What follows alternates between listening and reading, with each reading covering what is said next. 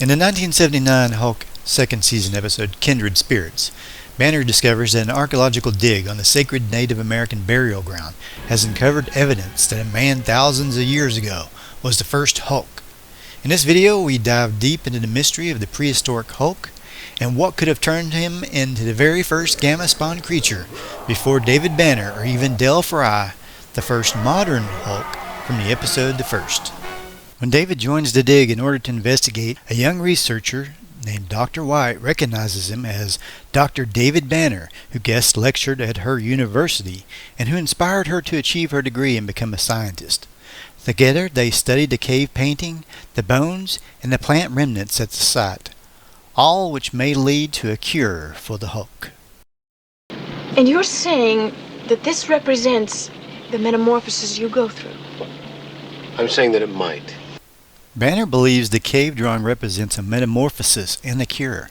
Possible causes of the prehistoric Hulk's transformation, according to Banner, was either a solar explosion or supernova, which might have created an excessive amount of gamma radiation. I assume when Dr. Banner says solar explosion, he's referring to the phenomenon known as solar flares, which is an intense localized eruption of electromagnetic radiation in the sun's atmosphere. Is it possible that there was a huge solar flare responsible for this Hulk thousands of years ago? If that's the case, why was there only one Hulk? Or was there?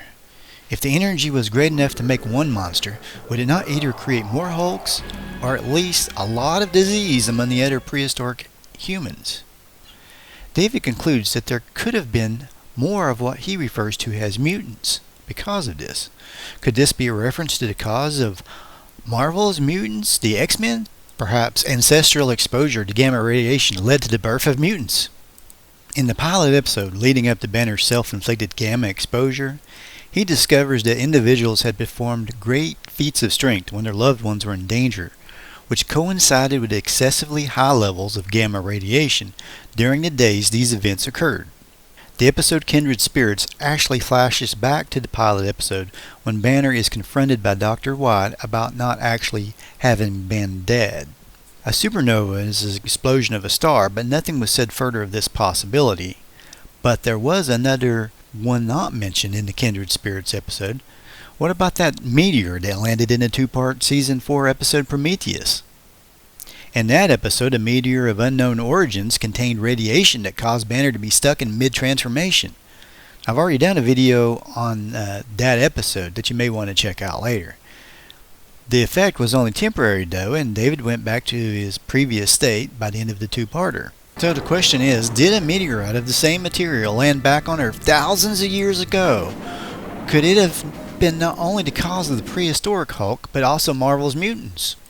Now, in Kindred Spirits, Banner believes the cave drawing showed a branch of leaves in the prehistoric man's hand, which possibly held a cure for his transformations.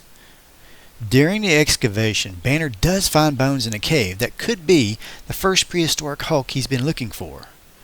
During closer examination, it appeared to be two different skulls. Banner believed that possibly the man died during a metamorphosis. Banner and Dr. Whit finally were able to determine the type of plant that was in the cave drawing, but the plant was determined to be extinct. Now let's talk about a couple of possible mistakes in the show. During the first Hulk out, they used an old clip of the mid-transformation, which shows Banner wearing a completely different shirt. Now I'll point these things out, not to knock on these great shows, but because it's interesting what you find when you look very closely at the minute details.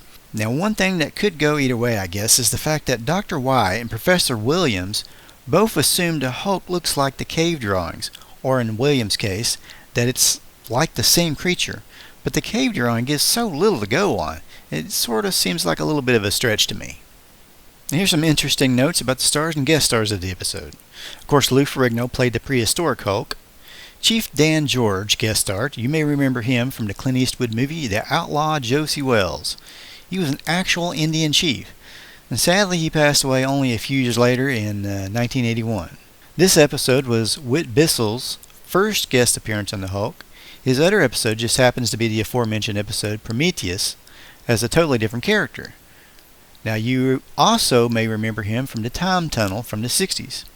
If you like time travel stories, you should really check that series out. At one point, The character portrayed by Whit Bissel says, "I'm no H.G. Wells. I have no time machine." Well, Whit Bissel appeared in the 1960 film edition of H.G. Wells' The Time Machine, as well as Time Tunnel, of course, and the 1978 TV movie The Time Machine. Hey, before I go, I just want to tell you about another prehistoric caveman, Uglug, that is part of my Caveman comic book series on Amazon. He's a cartoon caveman that travels through time to our world and has to adapt, which of course leads to chaos. Now I've got some animation of the character on the TV Crazy Man channel you may want to check out as well. Now for comic book superhero fans, you might want to check out Liberty Ace, which is a book I just finished this year. Well, thanks for watching. Please subscribe, check out my other videos, comment, hit the like, and have a great day.